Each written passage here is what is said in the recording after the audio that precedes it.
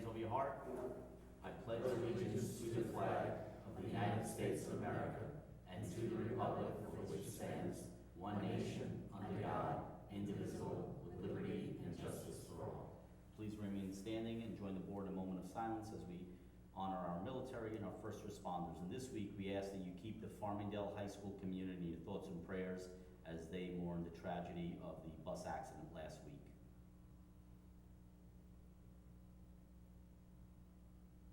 Thank you.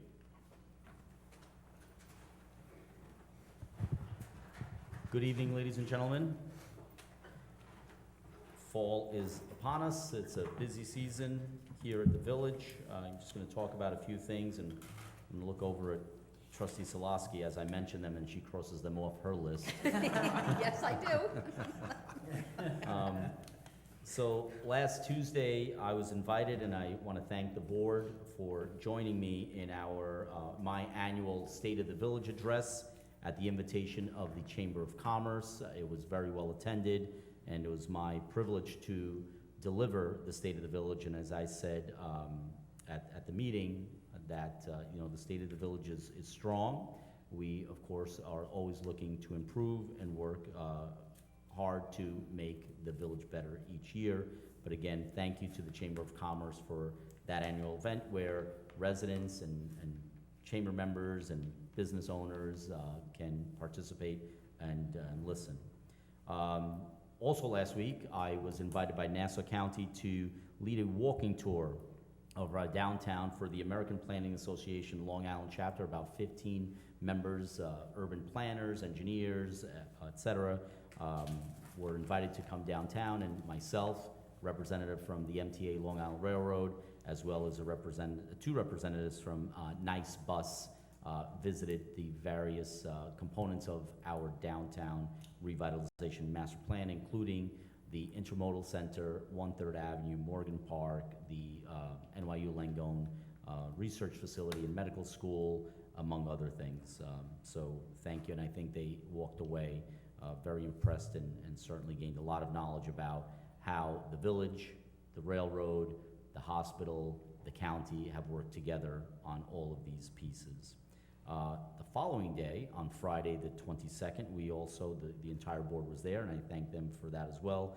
We were invited by the MTA Long Island Railroad to have the official ribbon cutting for the station on what was the 100th anniversary of the opening of the station house, and they actually had there the great-grandson of the person who bought the first ticket in that station house. Not sure how they verified that, but that's what he claimed. Of course, we also had our last concert in the park with the Cold Spring Harbor Band and the fireworks. We moved it to Friday, and I think we made a good call. If anyone was around on Saturday, it was a complete washout. We're glad we got it in. I want to thank Linda Pardo and Brian Rivera and our DPW staff and our auxiliary police and everyone who was involved in putting this together for the entire year, because it's a lot of fun for us to just go, pull up a chair, sit, listen to some great music, but a lot of work goes into planning and organizing and getting everyone on board. Just to move it that day, just to put it in perspective, we had to get the band to, be free, the light and sound people to be free, the fireworks people to be free, for it to be able to work with the bomb squad, and a lot of moving parts, but it all worked out. So again, thank you to all involved. I'm going to leave something for you, Ms. Solosky. Thank you, okay? thank you. You're going on? Okay. I think this is something that only I can talk about, is on Sunday, once again, in the last 10 years, I've done it every year with the exception of the COVID years, and that is the Tunnel to Towers run, along with Ms. Pardo. Ms. Pardo was there with her husband, Eddie, and it was a great turnout. 4 bus loads of people left from Chaminade High School at 7 in the morning, and we retrace the footsteps of Stephen Siller on that dreadful day in 2001. And if you've never done it, I say this every year, A, it's for a great cause, and B, for those of us who are alive or not, even there was a lot of youngsters there, it is really a powerful thing to see as you come out of the tunnel.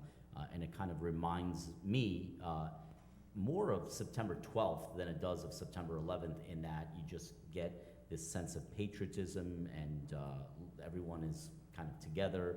So thank you to the Warriors for a Cause for organizing that, and as long as I can, I will keep doing it, okay? With that, I will leave it to my colleagues to mention some stuff. If they don't, then we'll come back. Deputy Mayor? Thank you, Mayor. I only have a few things. I wanted to remind everybody about the Mineola Street Fair happening this Sunday from 10 to 5. Hopefully it'll be a beautiful weather as well, and hopefully I'll see everybody there. It's always a fun time. Thank you to our Chamber of Commerce for helping us put that together.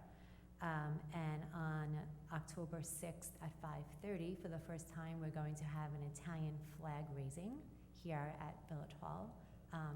Excuse me. It's going to be at the fire Oh, department. I'm sorry, on at the Jericho. fire department on Jericho, across the street from here. So that is on October 6th, which corresponds to Columbus Day weekend. So hopefully we'll see you all there. Italian or not, you're all welcome to join us for the festivities. And last but not least, the following week on October 14th, we have the Homecoming Parade, which will kick off at noon. And we'll give you more details as we get closer, but put it on your calendar and plan it. It's always a really fun day throughout the entire village. Thank you. Thank you, Deputy Mayor. Trustee Casado? Thank you, Mayor. As you mentioned, the ribbon cutting ceremony on Friday, and I want to thank you for a comment you made. You know, with all the hoopla that took place that morning, you made it obvious to those who attended that it was the Mineola residents who had to cope with all those construction issues. So thank you for mentioning that. And Mr. Rini, I want to thank you as well. You were obviously involved with the third track issue, the project rather.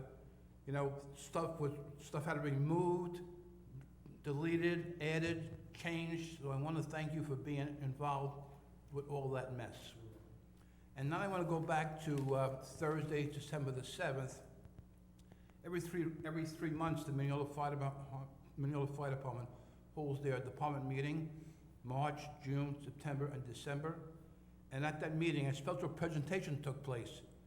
Chief Magalese presented our mayor with his own special turnout code. And as Chief, I know with Trustee Chief Clark, we have our names on the bottom of the mayor. It says the mayor on his turnout code. So that was a great gesture on for the fire department. So, and with that being said, I also wanted to congratulate ex-Chief Joe Solito Jr., who on Saturday was selected as Company One's Fireman of the Year. Thank you, Mayor. Thank you. And yes, I was honored and shocked and really humbled by the presentation by the fire department, and I certainly will wear it with pride, and it means a lot. So I certainly enjoyed that, and it fits just right. And that also includes 3 a.m., 4 a.m. Yeah, I've been at a few of those, and I could have used the turnout gear at those, so I'll be glad to don that. Hopefully not too often for those occasions. Trustee Clark. Good evening. The New Hyde Park Mineola Running Club will have their 45th annual championship race on Sunday, October 22nd. It starts at 7:30 a.m. as registration, and they'll be gathering at Clinton G. Martin Park. This running club is an offshoot of the Mineola Club that used to have their own Mustang Run in Mineola. And Mineola benefits from this race. Organizations like the Junior Fire Department get a contribution, the Boy Scouts. So it's a very good community event that helps support other organizations. So if you're into running, you might want to check it out. The registration information is newhydeparkrunners.com. Thank you. Thank you. Anything? Yes, I have one thing. All One right. thing, one thing, that's all. That's the one thing left. Trustee Solosky. I just want to remind the residents on October 15th, which is a Sunday, the Mineola Historical Society is having an open house at their building right on Westbury Avenue, and it will be between 1 and 4 p.m. that day. And that's it for me. Okay. Everything's checked off on my list. There's one more thing that I'd like to add, and that is that on the 8th of October, there will be an open house at the fire department headquarters from 12 noon to 4 p.m. If you want, I know many of you have driven by the firehouse. We've seen the construction. It's done. And so there will be an open house. Bring your children out. You get to see the equipment. You get to see the firehouse. So that is on the 8th of October from 12 noon to 4. That is on our social media. It's on the fire department's social media. It's on our website. And again, that is a reminder. Please join those tools, or have those tools, so that you will know about, for example, when we changed the concert from Saturday to Friday, we sent out reminders via text, via email, via phone, so on and so forth. So that is very important. And the last thing I'll say is that our farmers market continues on Fridays. So please, if you're out and about, there's a lot of fall harvest items, and not just vegetables, but there are breads, there are cookies and pies and jams and jellies and all kinds of things. So our farmers market right here. And with that, I will entertain a motion to close the public meeting. Motion. Motion by Deputy Mayor Second. Sartori. Do you have a second? Second by Trustee Casado. All in favor? Aye. Ladies and gentlemen, we'll see you at the street fair this Saturday, October 1st, from 10 a.m. to 5 p.m. on Jericho Turnpike. Sunday, October 1st. Sunday, October 1st. Thank you.